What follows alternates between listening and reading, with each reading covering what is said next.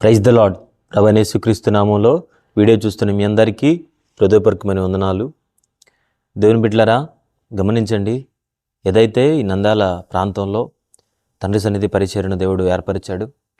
అయితే కొన్ని దినాలుగా ఈ తండ్రి సన్నిధి పరిచర్య మీద నంద్యాల ప్రాంతం పైన ఉన్న సేవకునిపై కొన్ని ఆరోపణలు వస్తూ ఉన్నాయి. అవి ఎంతవరకు నిజం, ఎంతవరకు అబద్ధం అనేది ఈ వీడియో ద్వారా నేను మాట్లాడాలని మీ ముందుకు వచ్చాను. అన్నవాళ్ళు చాలామంది మాట్లాడుతూ ఉన్నారు.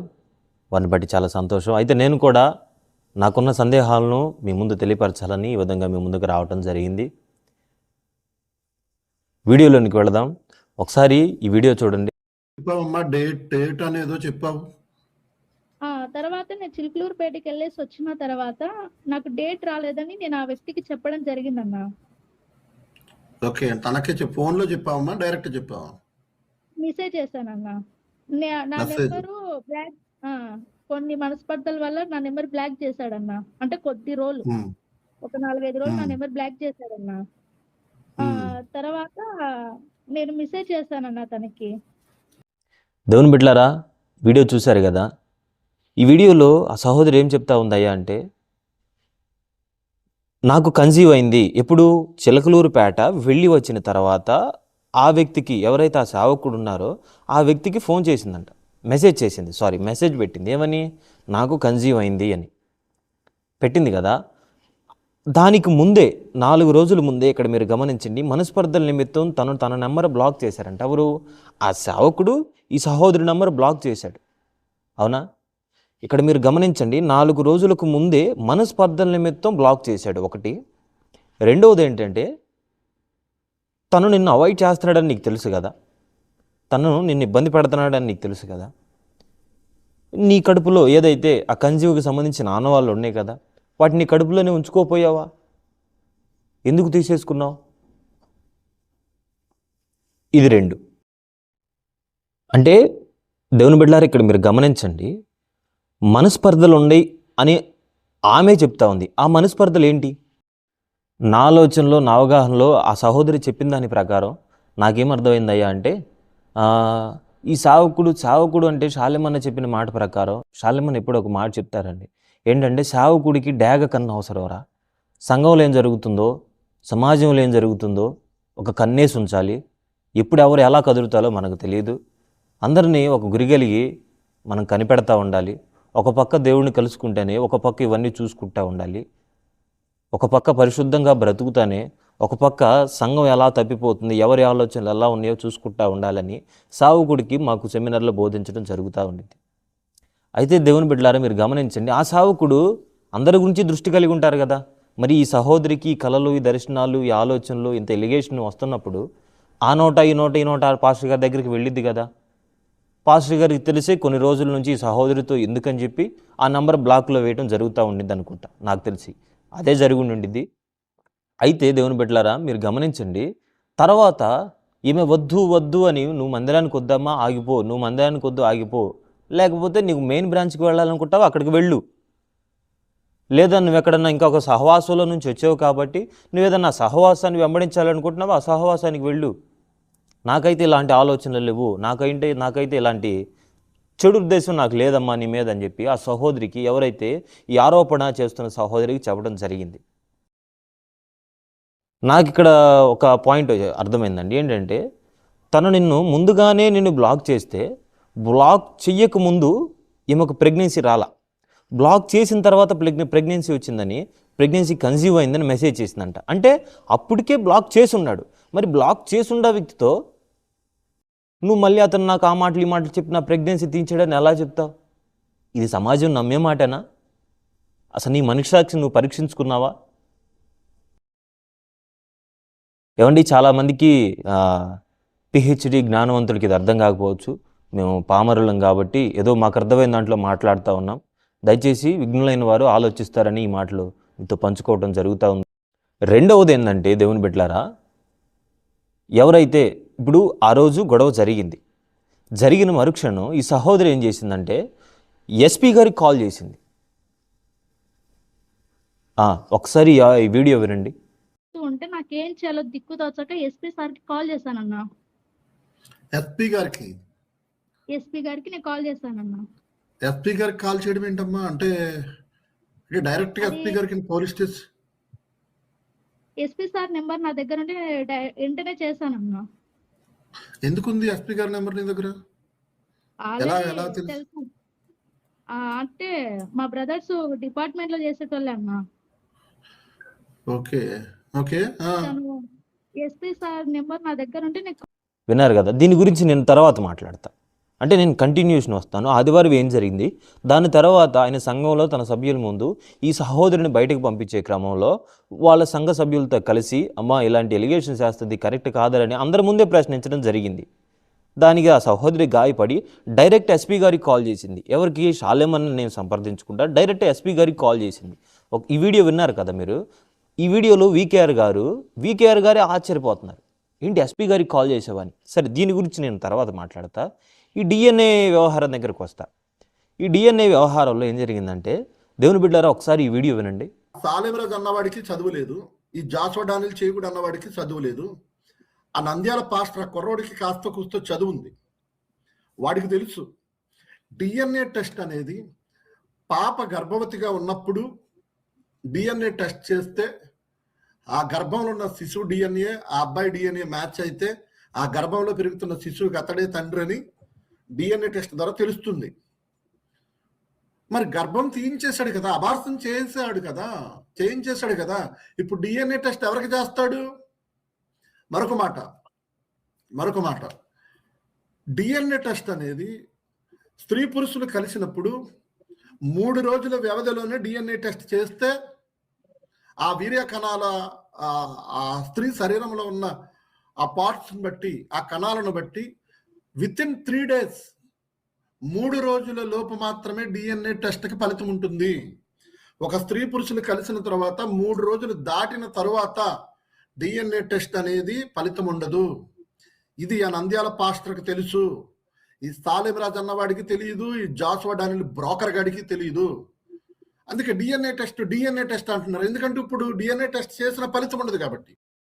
విన్నారు కదా, ఈ వీడియోలో వీకేఆర్ గారు ఏం మాట్లాడుతూ ఉన్నారంటే, జరిగిన గొడవ ఒకటి, చేయాల్సింది ఒకటి, కానీ ఏదేదో మాట్లాడతా తండ్రి సన్నిధి సేవకులకి చదువు లేదురా, మట్టి బుర్రలరా, షాలేం రాజుకి మట్టి బుర్రరా. అవును, షాలేం రాజు అన్న మట్టి బుర్రోడే కావచ్చయ్యా నీ దృష్టిలో, కానీ మా దృష్టిలో అయితే లక్షలాది మందిని రక్షణలోనికి నడిపించిన గొప్ప పాత్ర.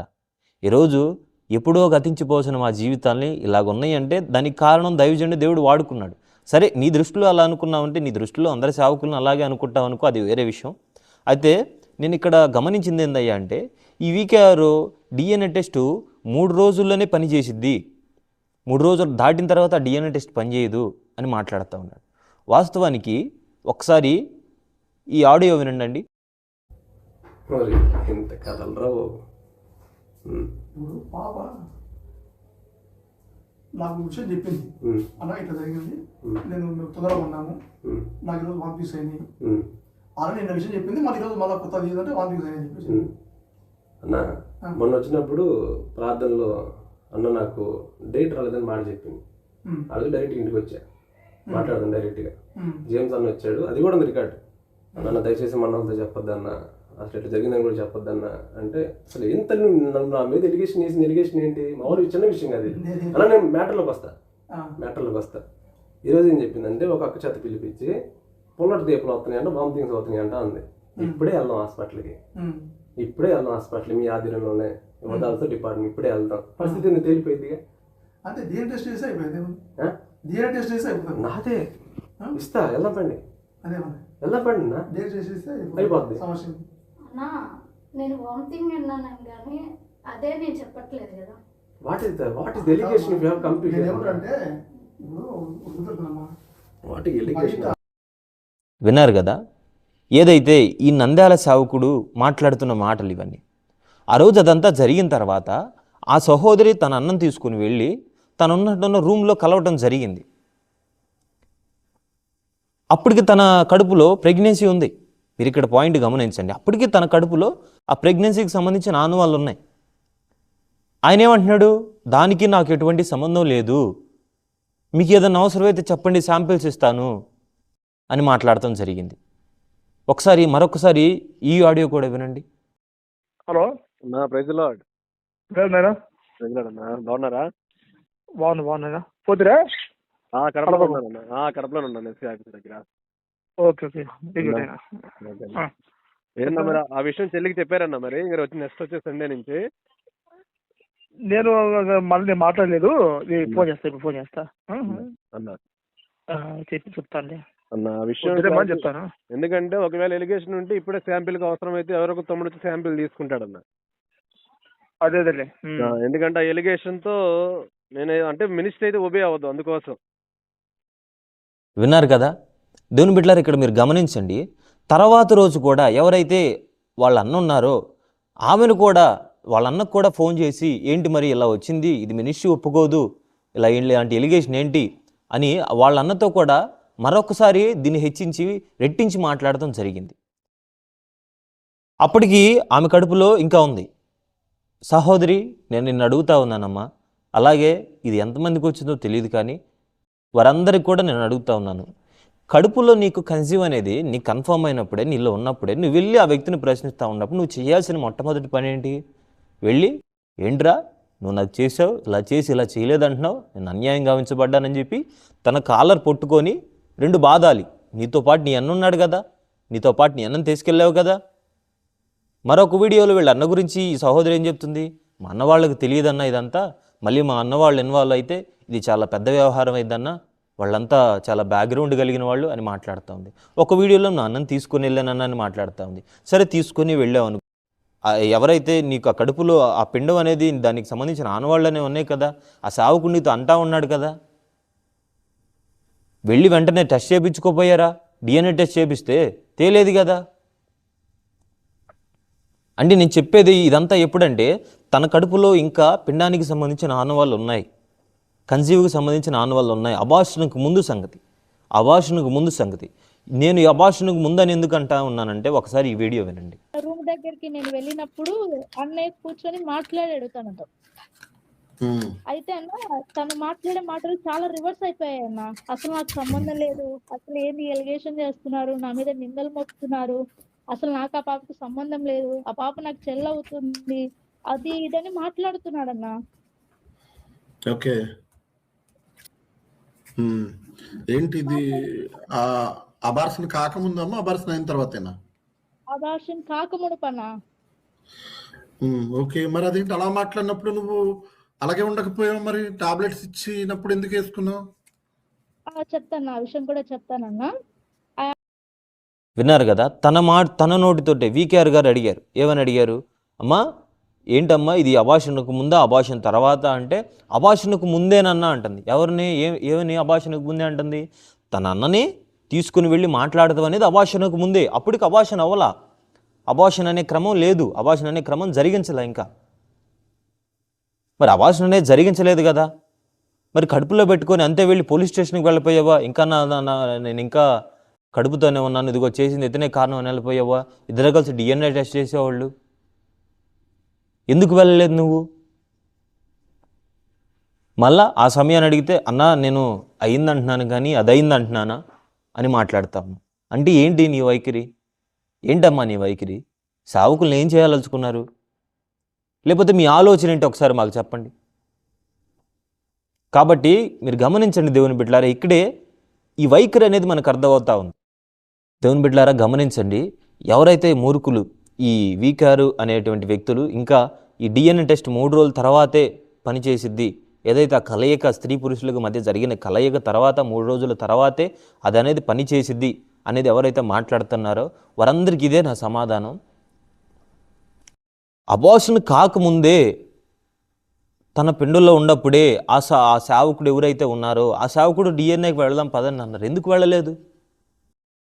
ఇక్కడ మీకు అర్థమవుతా ఉండలేదా ఏం జరుగుతూ ఉందో? ఇక్కడ శాలెమన్నను బ్లేమ్ చేయాలి ప్రత్యేకంగా అన్నట్లు మీకు కనబడతా ఉండలేదా?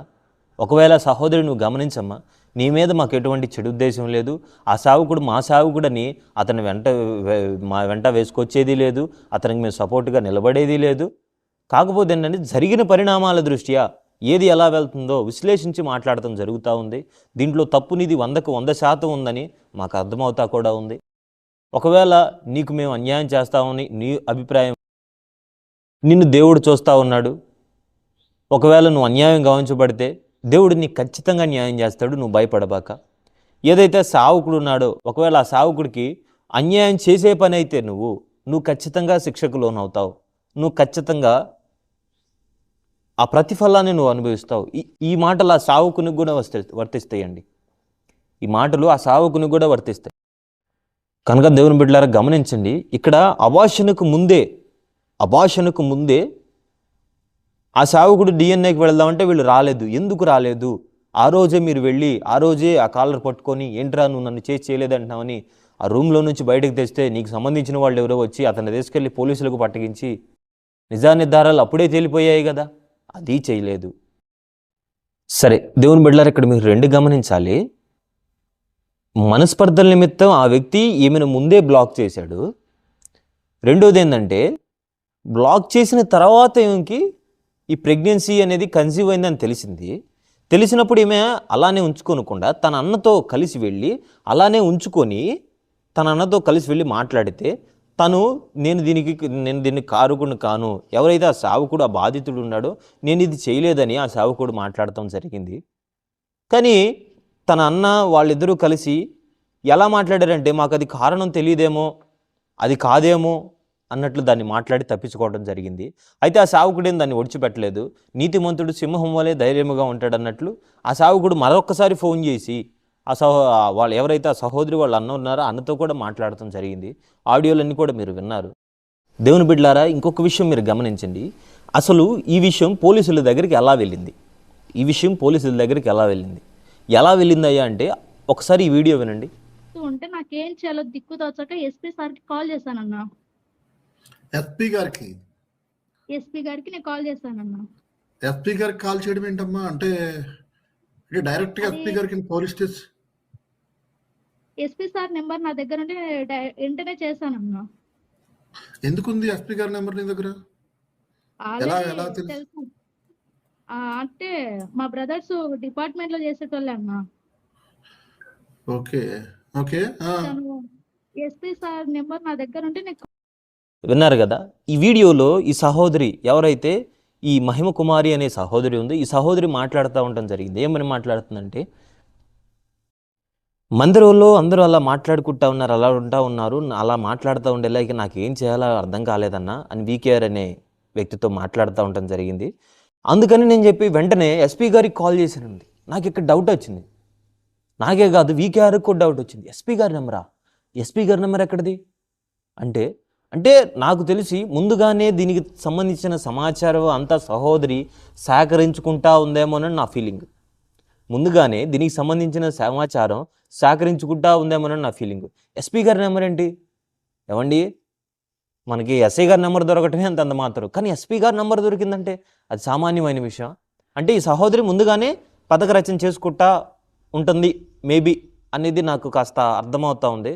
సో ఏదైనప్పటికీ ఎస్పీ గారి నెంబర్ దొరికింది ఆ సహోదరికి. ఎస్పీ గారికి వెంటనే కాల్ చేసింది. ఎస్పీ గారికి కాల్ చేస్తే అమ్మ మరి నువ్వు వెళ్ళారా, ఇలా కన్సల్ట్ అవ్వు, ఇలా అని ప్రాసెస్ అంతా చెప్పారు. వీకేఆర్ వీడియోలో ఆమె మాట్లాడటం జరిగింది. సరే సహోదరి, నీకు ఎస్పీ గారి నెంబర్ ఎలా వచ్చిందో మీ అన్న వాళ్ళు ఇచ్చారు, ఎవరు ఇచ్చారు ఏంటో అవన్నీ నీ విజ్ఞతకి వదిలేస్తున్నాం. నువ్వు దీన్ని ఎలా పావులు కదిపించాలనుకున్నావో అవన్నీ నీ మనస్సాక్షికే నీ విజ్ఞతకి వదిలేస్తున్నాం. అయితే పోలీసుల దగ్గరికి ఈ విషయం వెళ్ళినప్పుడు వాళ్ళు ఏమడిగారంటే, ఒకసారి ఈ వీడియో వినండి. అమ్మా అన్నాడు. అంటే కేసు కట్టండి అని చెప్పా. అన్నాక ఎవిడెన్స్ కావాలి కదమ్మా, ఏదైనా ప్రూఫ్ అంటే ఇంకా ఎవిడెన్స్ నేనే సార్, మీరు కేసు కట్టండి, మీ ఎంక్వైరీలో బయటకు వస్తాయి అని చెప్పా. చెప్పిన తర్వాత ఆయన స్టేట్మెంట్ రాసి ఇచ్చిపోమ్మా అన్నాడు. విన్నారు కదా. ఈ వీడియోలో పోలీస్ గారు ఆధారాలు అడిగినట్లు ఈ సహోదరియే మాట్లాడుతూ ఉంది. ఏమని? ఆధారాలు ఏంటమ్మా అని. అంటే దీంట్లో పోలీసు వారు కూడా ఎలా వ్యవహరించారు, కోర్టు ఎలా వ్యవహరించింది అనేది కూడా నేను ఇక్కడ చెప్తా ఉన్నాను. అడిగినప్పుడు ఈ సహోదరి ఏం చెప్పింది? ఆధారాలు లేవన్నా నేనే ఆధారం, మీరు కేసు కట్టండి, ఆధారాలు అవే వస్తాయి అంటున్నారు.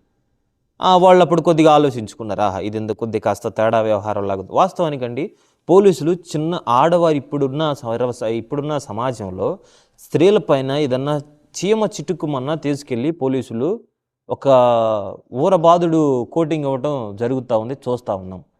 ఏమండి? అటువంటిది ఆధారాలు లేకుండా వాళ్ళు ఎలా స్పందిస్తారు? అవునా? మొన్నటికి మొన్నండి కేరళలో ఒక బస్సులో ఒక ప్రొఫెసరు, ఆయన మ్యాథ్స్ టీచరు సంథింగ్ అనుకుంటా, అయితే ఒక సహోదరి ఏం చేసిందంటే, తను నా రహస్య భాగాలను టచ్ చేస్తూ ఉన్నాడని అతనికి తెలియకుండా, అతనికి తెలుసో సంథింగ్ తెలియదు కానీ తెలియకుండానే అనుకుంటా వీడియో తీసి అది సోషల్ మీడియాలో పెట్టడం జరిగింది. అయితే ఏం జరిగిందంటే, సోషల్ మీడియాలో పెట్టింది కదా, ఆ వ్యక్తి కుటుంబీకులు, బంధువులు, తనకు సంబంధించిన వారి సరౌండింగ్స్లో ఎవరైతే తన లొకాలిటీలో ఉంటారో వాళ్ళంతా చూసి తను ఇలాంటి వాడని ఒక బ్లేమింగ్గా రావటం వల్ల, తను చెయ్యని నేరాన్ని కూడా చేసిందని క్రియేట్ చేయటం వల్ల తను ఆత్మహత్యకు గురయ్యాడు. చివరకు తేలింది ఏందయ్యా అంటే, ఆమె వైరల్ కోసం ఆ వీడియో చేశానని చెప్పింది. ఒక నిండు ప్రాణం బలి తీసుకుంది. ఇది మీరందరూ చూస్తూనే ఉన్నారు. నేను కూడా ఈ విషయం నా దగ్గరకు వచ్చినప్పుడు దీని గురించి కొద్దిగా ఆలోచించడం జరిగింది. అయితే నేను ఈ విషయం మీకు ఎందుకు చెప్పానంటే, దేవుని బిడ్డలారా, ఎవరినైనా, ఆడవారినైనా, ఎవరినైనా కానీ నమ్మటానికి లేదు. ఉన్న రోజులను బట్టి, ఉన్న పరిస్థితులను బట్టి, ఏదైనా కానీ ఆధారాలు ఉంటేనే కదా ఎవరైనా చేసేది. కోర్టు ఏం నమ్మిద్దంటే 99 మంది దోషులకు శిక్ష పడపోయినా పర్లేదు కానీ ఒక నిర్దోషికి శిక్ష పడకూడదని కోర్టు చెప్తా ఉండిద్ది. దానికి అనుగుణంగానే వాళ్ళ ప్రశ్నలు కానీ, వాళ్ళ మాటలు కానీ, వాళ్ళ వ్యవహారం కానీ అన్నీ ఉంటా ఉండిద్ది. అయితే దేవుని బిడ్డలారా, మీరు ఇక్కడ గమనించండి, వాళ్ళు ఈ సహోదరుని ఆధారాలు ఏంటంటే నేనే ఆధారం అని మాట్లాడతాం. అప్పుడు వాళ్ళకి అర్థమైపోయి, అమ్మ నువ్వేదన్నా ఉంటే కోర్టులోనే తెలుసుకొని నంద్యాల పోలీసు వారు కానీ, ఎస్పీ గారు కానీ, కలెక్టర్ కానీ ఈ రీతిగా స్పందించడం అనేది జరిగింది ఆ సహోదరి మాటల ప్రకారం. చివరికి ఈ సహోదరి పాపం తెలియకుండానే వారి మీద ఒక ఎలిగేషన్ వేసేసింది. ఒకసారి ఈ వీడియో వినండి. ఆ పోలీస్ వాళ్ళకి కూడా కాస్త లంచం అనేది పోయిందన్న ఈ అబ్బాయి నుంచి. విన్నారు కదా, ఈ సహోదరి ఏం చెప్తా ఉందయ్యా అంటే, పోలీసులు కూడా లంచం తీసుకున్నారన్నా, వాళ్ళకు వచ్చి ఉంటే అన్నా, రాజకీయ పలుకుబడి ఉందన్నా అని మాట్లాడుతూ ఉంది. అమ్మ సహోదరి, మేమంటే ఇప్పుడు మమ్మల్ని అంటే తండ్రి సన్నిధి అంటే అందరినీ అంటూ ఉంటారు. తండ్రి సన్నిధి అంటే మతోన్మాదులకు ఒక అడ్డ. ఎవరు వీడియోలు పడిపోయినా కానీ తండ్రి సన్నిధిని తిడతా ఉంటారు, పెట్టుకుంటూ ఉంటారు, హైలైట్ అవుతారు.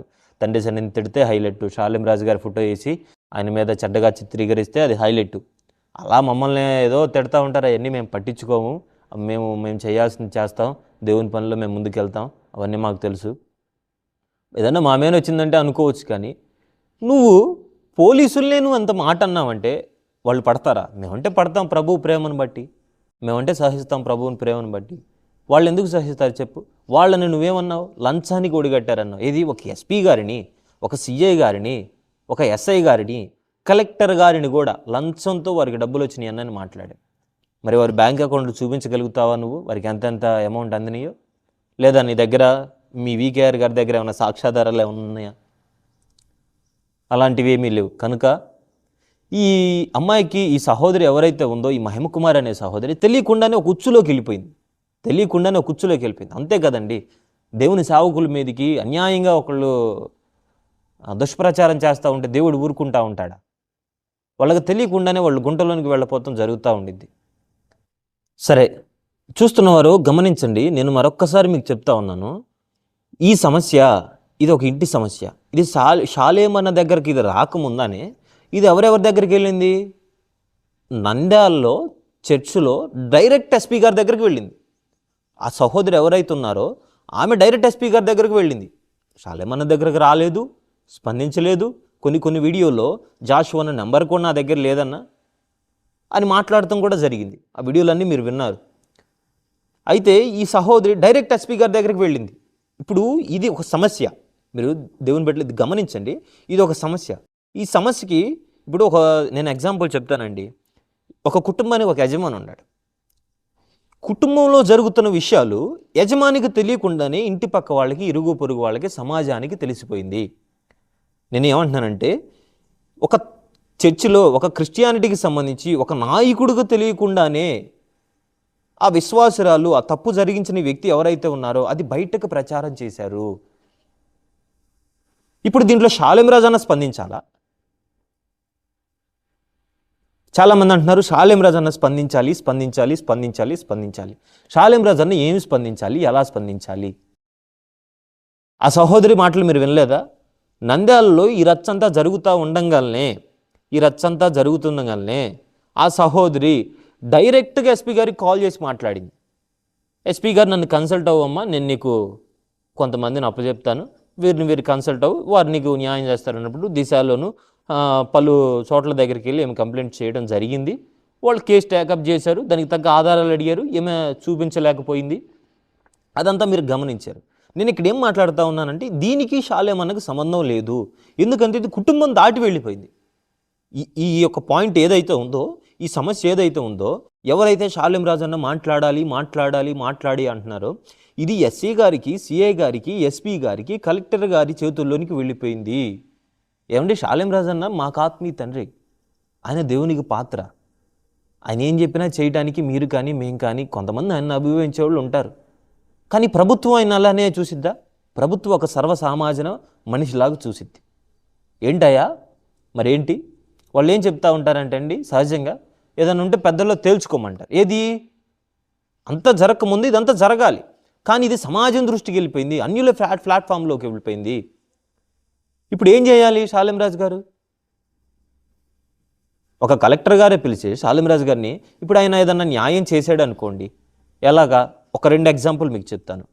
ఆ అమ్మాయిని పిలిచి మరి ఇలా జరిగింది అనుకో, ఏదో తప్పు జరిగిపోయిందని ఆ వ్యక్తికి ఇచ్చి వివాహం చేశాడే అనుకోండి, ఆ వ్యక్తి ఏం చేస్తాడో తెలుసా? షాలేం రాజు గారు నేను చేయిందానికి కూడా నిందాపరోధం నా మీద వేసి, ఆయనకి నా మీద ఎటువంటి రైట్స్ ఉన్నాయి, ఆయన నా మీద ఇటువంటి ఎలిగేషన్ వేసాడని చెప్పి ఆ సావుకుడే వెళ్ళి కేసు పెట్టడానికి రూల్ ఏముంది? ఎవరండి మనుషులు నమ్మకస్తులు ఈ రోజున? ఎవరు నమ్మకస్తులు? ఆ సావుకుడే వెళ్ళి కేసు పెట్టడా? మళ్ళీ అది అన్నకు చుట్టుకోదా? అందుకని ఇది ఆల్రెడీ వెళ్ళిపోయింది సమాజంలోకి. ఆల్రెడీ ఇది ఏదైతే సమస్య ఉందో అది ఆల్రెడీ సమాజం దృష్టికి వెళ్ళిపోయింది.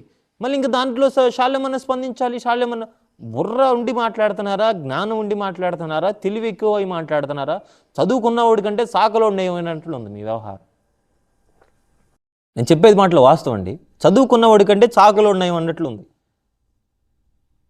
షాలేం రాజన్న ఏం స్పందించాలి?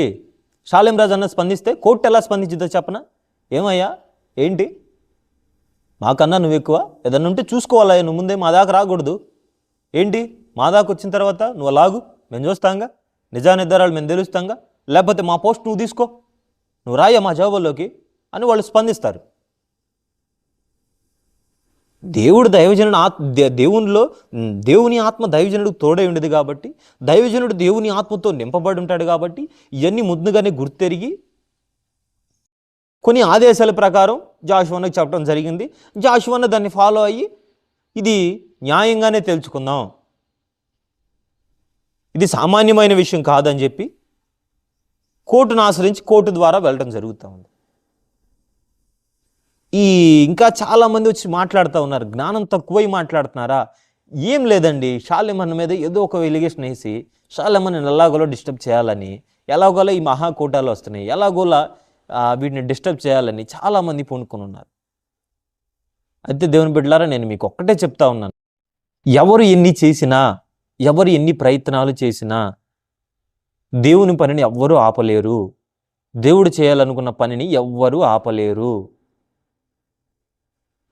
ఇంకొక విషయం చెప్తా ఉన్నాను, ఎవరైతే వికేఆర్ గారు నా దగ్గర ఆధారాలు ఉన్నాయని కాసేపు మాట్లాడతాడు, ఇంకొక సమయంలోనేమో ఏమిట్రా ఆధారాలు, ఒక ఆడపిల్ల తప్పు చేస్తే కడుపు చేయించుకున్నానని ఒక ఆడపిల్ల చెప్తుంటే మీరు నమ్మరా? మీరు మనుషులా? మీరు పశువులా? మీరు గాడిదలరా? మీరు గాడిద కుమారులరా? మీరు వాళ్ళకు పుట్టారా వీళ్ళకు పుట్టారని అసభ్యకరమైన పదజాలంతో తిడతా ఉన్నారు. వికేఆర్ గారు మీరు గమనించండి, ఒక స్త్రీ అయినా పురుషుడైనా ఎవరికైనా ఆధారాలు కంపల్సరీ. ఇంత ట్రావెల్లో ఒక ఫోటోనో ఒక ఆడియో కాలో ఉందంటున్నారు కదా, నా దగ్గర అన్నీ ఉన్నాయి అంటున్నారు కదా, ఏదో ఒకటి పెట్టండి, ఇంత వ్యవహారం ఎందుకు తేలిపోద్ది కదా. ఇప్పుడు షాలేమన్నకు అతనే చుట్టం కాదు కదా, సొంత పిల్లలకే ఏదైనా అన్యాయం వస్తే వాళ్ళని పక్కన పెట్టే వ్యవహారం అన్నది మేము దగ్గరగా చూసాం కాబట్టి, ఆయన అనుభవాలు మాకు తెలుసు కాబట్టి, ఆయన మాట తీరు, ఆయన ప్రవర్తన మాకు తెలుసు కాబట్టి చెప్తున్నాం. ఆధారాలు ఏదో ఏం పెట్టు, వాళ్ళిద్దరికి చేసి ఒక పక్క పంపి మీరు ఎలాగోలా చేసుకోండి అయ్యా అని చెప్పి సర్వ సమాజం దృష్టికి కూడా నువ్వు నీతిమంతుడిగా కనపడినట్లు ఉంటుంది కదా. అవేంటో పెట్టాయా, అవేవీ లేకుండా ఏమీ లేదండి. ఇతను గతంలో ఈ వికేఆర్ అనే వ్యక్తి షాలేమన్నని దుష్ప్రచారంగా మా ఆత్మీయ తల్లిగారిని, హేమంతనని, పవనని అసభ్యకరమైన పదజాలంతో ఎన్నో మాటలు మాట్లాడుతూ ఉండటం జరిగింది. కానీ షాలేమన్న ఒక్కదానికి కూడా స్పందించాల. అంటే ఇతని బాధ అలా ఏంట్రా, నేను ఇన్ని మాటలు తిడతా ఉన్నాను, ఇన్ని బూతు మాటలు మాట్లాడుతూ ఉన్నాను, ఇంత చేస్తూ ఉన్నాను, ఇంత ఎలిగేషన్ చేస్తూ ఉన్నాను, కానీ ఈ షాలేం రాజు అనే వ్యక్తి ఏంట్రా నా మీద ఏమీ స్పందించట్లేదని ఇతను అనుకొని అన్ని దారులు పక్కన పెట్టి మళ్ళీ ఇదొక దారి ఎంచుకున్నాడు అన్నట్లు మనకు అర్థమవుతుంది. ఆధారాలు, ఆ మాట్లాడిన వీడియోలు, కాసేపు ఏమో సహోదరి నేను టాబ్లెట్స్ తీసుకున్నాననిద్ది, కాసేపు ఏమో నేను బొబ్బస్కాయ తీసుకున్నాననిద్ది. వీకేఆర్ నువ్వు గుర్తుపెట్టుకో, ఆడపిల్ల అన్నావు కదా, మరి ఆ సంఘంలో జరిగిన స్త్రీలే వచ్చి మాట్లాడుతున్నారు కదా. అసలు మేము ఇప్పుడు చూడలేదన్నా వాళ్ళిద్దరికి జరిగిన సంబంధం, వాళ్ళిద్దరి మధ్య జరిగిన వ్యత్యాసం, వాళ్ళిద్దరి మధ్య జరిగిన మాటలు అలా ఏమి లేవు అన్నా మాకు అని. ఆ సంఘంలో జరిగిన స్త్రీలే వచ్చి మాట్లాడుతూ ఉన్నారు కదా, మరి దానికి ఏం సమాధానం చెప్తావు? కాబట్టి వీకేఆర్ గుర్తుపెట్టుకో, ఇవన్నీ మానుకో. దేవుడు నిన్ను సర్వసత్యంలోకి నడిపించాలని ఆశపడతా ఉన్నాను.